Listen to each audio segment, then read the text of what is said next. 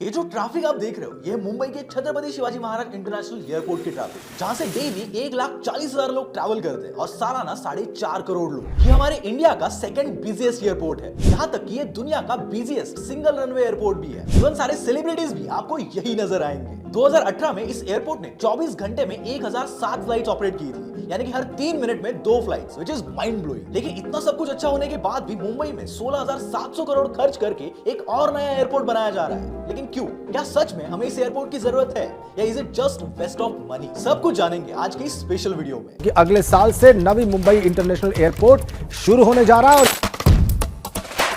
तर रिजनल कनेक्टिव्हिटीचा पूर्ण विषय हा एअरपोर्ट सुरू झाल्यानंतर संपेल. Navi Mumbaikars now won't have to take a long 2-hour route to reach the Mumbai airport.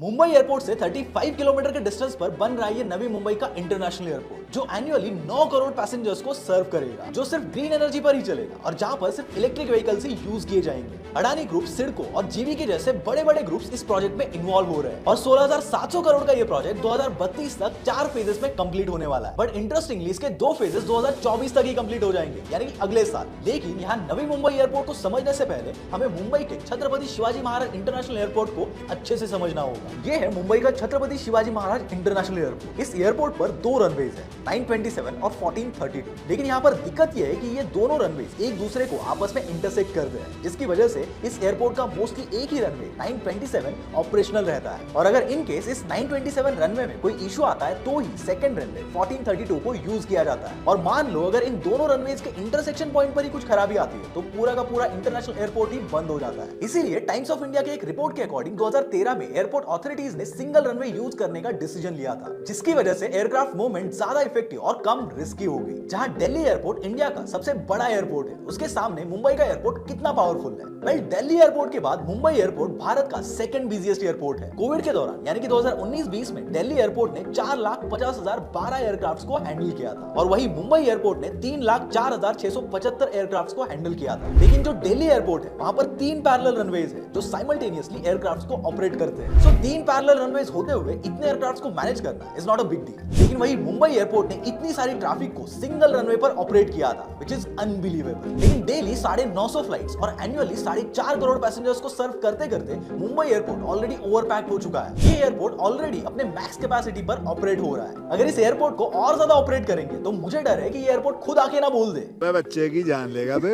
अगर आप कभी मुंबई एयरपोर्ट पर जाओगे और ऊपर आसमान में देखोगे तो शायद आपको क्लियर स्काई दिखाई देगा, लेकिन अबव द स्काई वहां पर 6 से 7 एयरक्राफ्ट हमेशा अपनी लैंडिंग के लिए वेट कर रहे होते हैं। ये एयरपोर्ट कितना बिजी है इसका अंदाजा आप इसी बात से लगा सकते हो कि इस एयरपोर्ट पे हर लैंडिंग या टेक ऑफ के बीच में सिर्फ 65 टू 70 सेकंड्स का गैप होता है और 2 अराइविंग एयरक्राफ्ट के बीच सिर्फ 130 सेकंड्स का गैप होता है। कंफ्यूज हो गए? चलो इसे थोड़ा आसानी से समझते हैं। सपोज कोई एयरक्राफ्ट लैंड होता है तो उसे 50 सेकंड्स में ही रनवे को खाली करना होता है। अब उन्हीं 50 सेकंड्स में अगला टेक ऑफ करने वाला एयरक्राफ्ट लाइन अप भी हो जाता है और विद इन 40 सेकंड्स वो टेक ऑफ भी हो जाता है, यानी 50 + 40 दैट इज 90। सो अब बचे हुए 30 से 40 सेकंड में नया एयरक्राफ्ट लैंड भी हो जाता है एंड ये साइकिल हमेशा रिपीट होती रहती है। And this is how fast it works, यानी बस सेकंड्स का खेल है। अगर कोई फ्लाइट 10 to 20 सेकंड्स भी डिले हो जाती है तो ऑटोमेटिकली उसके पीछे की सभी फ्लाइट्स डिले हो जाती है। ट्रैवलर्स को घंटों घंटों तक एयरपोर्ट पर वेट करना पड़ता है, जिससे पूरा एनवायरनमेंट कैओटिक बन जाता है। So now the question is कि अगर ये एयरपोर्ट इतना ओवरपैक्ड है तो गवर्नमेंट इसका स्ट्रेस कम करने के लिए नया एयरपोर्ट बनाने की जगह इसी एयरपोर्ट में एक नया रनवे क्यों नहीं बनाती? तो इस प्रॉब्लम के लिए ये 2 सॉल्यूशंस हमें दिखते हैं। Number 1, expand the existing airport. सबसे पहले देखते हैं कि अथॉरिटीज मुंबई एयरपोर्ट में इतनी जगह होने के बाद भी नया रनवे क्यों नहीं बनाती। वेल, यहाँ 2 सबसे बड़ी प्रॉब्लम्स है। Number 1, limited physical space and number 2, infrastructure limitations. Let's understand reason number 1। देखो, बैंगलोर, चेन्नई, हैदराबाद, कोलकाता जैसी जो सिटीज है वहां के एयरपोर्ट सिटी के बाहर वाले एरियाज में लोकेटेड है, लेकिन ये मुंबई का एयरपोर्ट बिल्कुल सिटी के बीचों बीच है। इस एयरपोर्ट के आगे पीछे दाएं बाएं चारों तरफ अर्बन डेवलपमेंट है, यानी कि ऊंची ऊंची बिल्डिंग्स है, लेकिन इसमें से 276 एकड़ लैंड को 80,000 स्लम फैमिलीज ने ऑक्यूपाई करके रखा है। इवन स्टेट गवर्नमेंट ने इन फैमिलीज को रिहेबिलिटेट करने का भी सोचा था, लेकिन ऐसा करके भी इस एयरपोर्ट के एक्सपांशन के लिए इनफ स्पेस नहीं बन पा रही थी। और उन फैमिलीज को रिहेबिलिटेट करके मुंबई जैसे शहर में रखेंगे भी कहां? ये भी तो अपने आप में एक चैलेंजिंग टास्क है। Now the second reason, that is infrastructure limitations. इस एयरपोर्ट की कैपेसिटी को बढ़ाने के लिए और स्ट्रेस कम करने के लिए एयरपोर्ट अथॉरिटीज ने एक पैरेलल रनवे बनाने का भी सोचा था, लेकिन फिर से वही प्रॉब्लम कि एयरपोर्ट के पास इनफ लैंड अवेलेबल ही नहीं है। नया रनवे बनाने के लिए अथॉरिटीज को किसी प्राइवेट लैंड के बड़े से हिस्से को खरीदना पड़ रहा था और इवन 137 बिल्डिंग्स और 42 स्ट्रक्चर्स को हटाना पड़ रहा था। ये सुनने में ही इतना मुश्किल लग रहा है तो प्रैक्टिकली करना तो छोड़ ही दो। यानी कि लिमिटेड फिजिकल स्पेस और इंफ्रास्ट्रक्चर लिमिटेशंस, इन दो रीजंस की वजह से एग्जिस्टिंग एयरपोर्ट को एक्सपांड करना ऑलमोस्ट इम्पॉसिबल है। तो चलो ये बात तो समझ आ गई कि नया रनवे बनाना तो ऑलमोस्ट इम्पॉसिबल है, तो मुंबई एयरपोर्ट से 4 किलोमीटर दूर जो जुहू एयरपोर्ट है उसे क्यों यूज नहीं करते? So again here are the two reasons कि क्यों जुहू एयरपोर्ट को इंटरनेशनल एयरपोर्ट डिक्लेयर नहीं किया जा सकता। रीजन नंबर 1,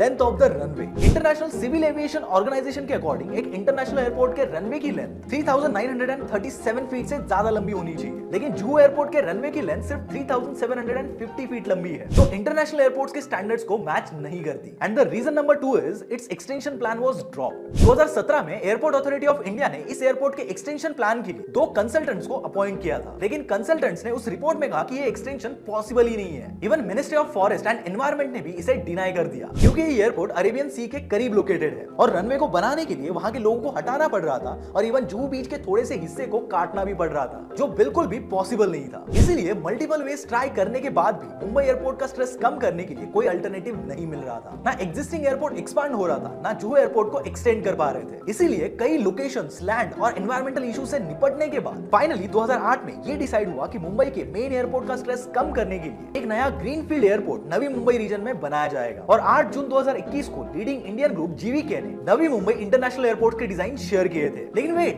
ये ग्रीनफील्ड एयरपोर्ट क्या होता है? ग्रीनफील्ड एयरपोर्ट यानी ऐसा एयरपोर्ट जो किसी नई जगह पे पूरा शुरू से बनाया जाता है। इसका ठीक उल्टा होता है ब्राउनफील्ड एयरपोर्ट, यानी ऐसा एयरपोर्ट जो पहले से बना है लेकिन उसे सिर्फ मॉडिफाई किया जाता है। लेकिन फिलहाल हम फोकस करते हैं सिर्फ ग्रीनफील्ड एयरपोर्ट पे। इंटरेस्टिंगली नवी मुंबई एयरपोर्ट का लोकेशन इतना वाइजली डिसाइड किया है कि ये एयरपोर्ट बहुत सारी सिटीज के लिए एक बून हो सकता है। पुणे से मुंबई एयरपोर्ट 160 किलोमीटर है, लेकिन अब नवी मुंबई एयरपोर्ट की वजह से पुणे के लोगों को इंटरनेशनल एयरपोर्ट के लिए सिर्फ 115 किलोमीटर ही ट्रैवल करना पड़ेगा और मुंबई के एक्चुअल ट्रैफिक में घुसना भी नहीं पड़ेगा। इवन ये एयरपोर्ट रत्नागिरी से 296 किलोमीटर, नासिक से 170 किलोमीटर, गेटवे ऑफ इंडिया से 49 किलोमीटर और मुंबई एयरपोर्ट से सिर्फ 35 किलोमीटर के डिस्टेंस पर है, जिससे मुंबई और आसपास के सभी रीजन्स के लिए ये एयरपोर्ट बहुत टाइम सेविंग होगा। पर क्या आप जानते हो, अपार्ट फ्रॉम दिस ये एयरपोर्ट मुंबई के इकोनॉमी को भी बहुत स्ट्रांगली अफेक्ट करेगा। इसके लिए हमें ये 4 फैक्टर्स समझने पड़ेंगे। Number 1, cargo. Mumbai international airport का cargo terminal annually 3 lakh metric ton cargo handle करता है। इवन 2022 में ये नंबर लिटरली 5,56,900 मेट्रिक टन तक पहुंच गया था, which was a hike of 30%। Mumbai international airport का Santacruz air cargo terminal, जो कि इंडिया का largest domestic cargo handling terminal है, उसका एरिया 6,800 स्क्वायर मीटर है। लेकिन नवी मुंबई एयरपोर्ट पर जो कार्गो टर्मिनल बनाया जा रहा है उसका एरिया 1,02,193 स्क्वायर मीटर का है, जो कि मुंबई एयरपोर्ट से 15 गुना बड़ा है, which shows कि इस नवी मुंबई एयरपोर्ट की वजह से कार्गो शिपिंग में बहुत बड़े स्केल पर हाइक हो जाएगी। Number 2, employment. कंस्ट्रक्शन, हॉस्पिटैलिटी और रिटेल जैसे सेक्टर में 4 लाख से भी ज्यादा जॉब्स अवेलेबल हो जाएंगे। Number 3, aviation. ये एयरपोर्ट A380 और बोइंग 7478 जैसे लार्ज एयरक्राफ्ट्स को भी हैंडल कर पाएगा, जिससे एयरलाइंस और एविएशन रिलेटेड बिजनेसेस में नई अपॉर्चुनिटीज ओपन होंगी। And fourth is real estate. Increase demand, improve connectivity और प्राइस एप्रिसिएशन इन रीजंस के चलते पनवेल, उल्वे, कामोठे, खारघर और तलोजा जैसे माइक्रो मार्केट्स में रियल एस्टेट को बूस्ट मिल जाएगा। इनिशियली 2019 इस प्रोजेक्ट की डेडलाइन सेट की गई थी, लेकिन कुछ रीजन के चलते ये प्रोजेक्ट अपनी डेडलाइन से डिले हो गया। लेकिन अब अदानी एयरपोर्ट्स और सिडको के पब्लिक प्राइवेट पार्टनरशिप मॉडल की हेल्प से अगस्त 2024 तक फेज 1, दिसंबर 2024 तक फेज 2 और फेज 3 एंड फेज 4 2032 तक कंप्लीट हो जाएगा। तो दीज आर द रीजन जिसकी वजह से we need a new airport in Mumbai.